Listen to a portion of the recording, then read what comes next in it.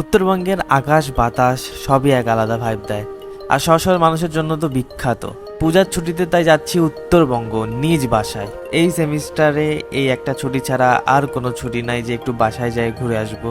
বেশ অনেক দিন পর আমার বাস জার্নির বেস্ট পার্ট আমার লাগে যখন খাবারের জন্য রাতে থামায়। আমিও একেবারে গরম ভাত, গরুর মাংস আর ডাল, সালাদ তো আছেই, একটা সেই কোপ দিয়ে দেই।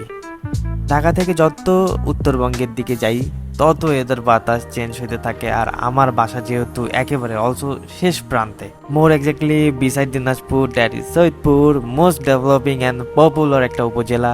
আজকে জার্নি টাইমে পুরোটাই বৃষ্টি হচ্ছিল, যার কারণে একটা আলাদা রিফ্রেশিং লাগতেছিল। বাস থেকে নেমে বাসা যাওয়ার সময় হালকা বৃষ্টি আর মেঘলা আকাশ একেবারে ডিফারেন্ট ভাইব দিচ্ছিল। এরকম ওয়েদারে এই কয়েকদিনের ছুটিতে পোষাবে বলে মনে হচ্ছে না, বাট এখন যে আগে ঘুম দিতে হবে, চরম একটা ওয়েদার।